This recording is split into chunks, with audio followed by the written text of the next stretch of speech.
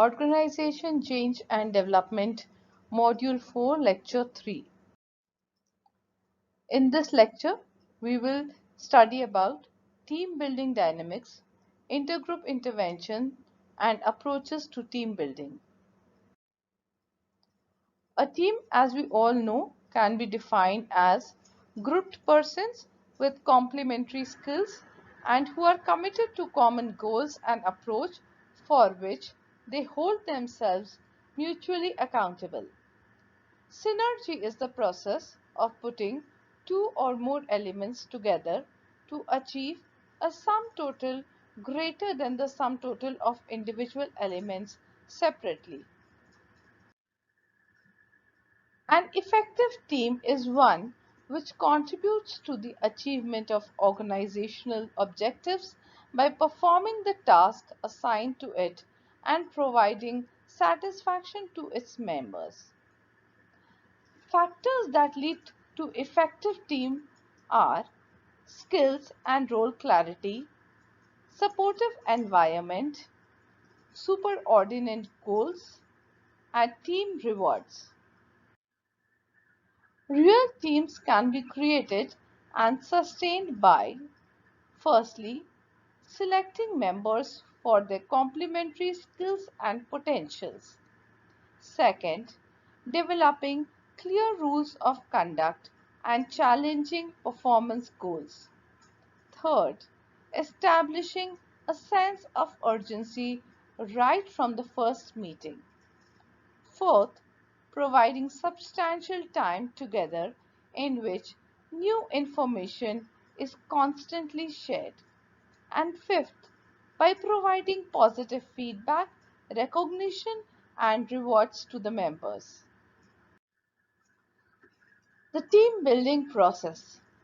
Team building attempts to improve effectiveness of the team by having team members to concentrate on, firstly, setting goals and priorities for the team. Second, analyzing how team goals and priorities are linked to those of the organization. Next, analyzing how the work is performed. Fourth, analyzing how the team is working. And fifth, analyzing the relationship among the members who are performing the job. Evaluation of team building. Team building as an OD intervention has attracted maximum attention. This is because team building contributes to organization performance in the following manner. First, it improves the organization's problem solving and decision making ability. Second, it helps in developing effective interpersonal relationships by stimulating the group members for that. Third, it helps developing communication within the group and intergroup and overcoming many psychological barriers that block communication flow. Team interventions. The OD team interventions involve working with the cross-functional, self-managed, and high-performance team. We will briefly define them as follows. Cross-functional team. They typically comprise of individuals who have a functional home base.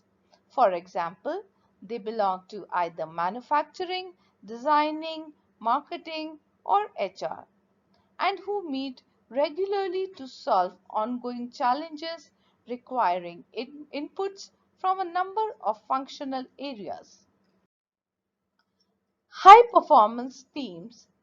Teams with high performance reflect strong extension of the basic characteristics of the team with deeper sense of purpose, more ambitious performance goals, more complete approaches, and interchangeably as well as complementary skills. Coming to team building interventions in a formal group. Formal group diagnostic meetings. The purpose of the formal group diagnostic meeting is to conduct a general critique of the performance of the group.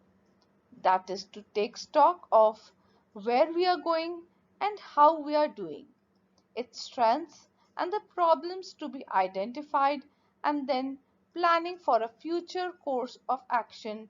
The secret of the success lies on the fact that the meetings are for the purpose of identifying problems and not actually solving the problems. Formal group team building. The group thus works on the agenda items and the items that emerge from the interaction of the participants. The formal group team building meetings have the goal of improving the team's effectiveness through better management of task demands, relationship demands, and group processes. These meetings are usually initiated by the managers in consultation with a third party. The idea is then tested for reactions within the group. Process consultation interventions. The process consultation model is similar to the team building interventions, except that the process consultation places greater emphasis on diagnosing and understanding process events. The consultant's role is non-directive as he or she gets the group to solve their problems. Techniques and exercises used in team building. Role analysis technique. It is designed to clarify the role expectation and obligation of team members to improve the team effectiveness.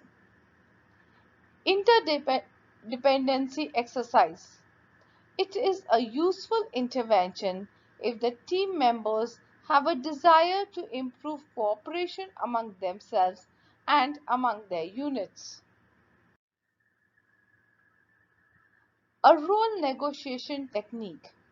Role negotiation intervenes directly in the relationship of power, authority, and influence within the group. The change effort is directed at the work relationship among members for one another and the personal feelings about one another.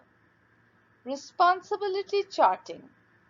This technique, called responsibility charting, helps to clarify who is responsible for what on various decisions and actions. Visioning. The term used for an intervention in which group members in one or more organizational groups develop and describe their vision of what they want the organization to be like in the future. Force field analysis. This is probably the oldest intervention.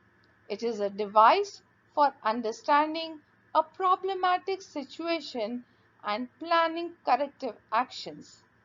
This technique is excellent for diagnosing change situations. Intergroup interventions. The focus of this team building group of OD intervention is on improving intergroup relations. The goals of these activities are to increase communication and interactions between work-related groups to reduce the amount of dysfunctional competition. The interventions are to deal with the groups where relations between groups are strained or overtly hostile, or that have decided to work on improving their intergroup relations and have come together for the same purpose. Thank you, and that's all for this lecture.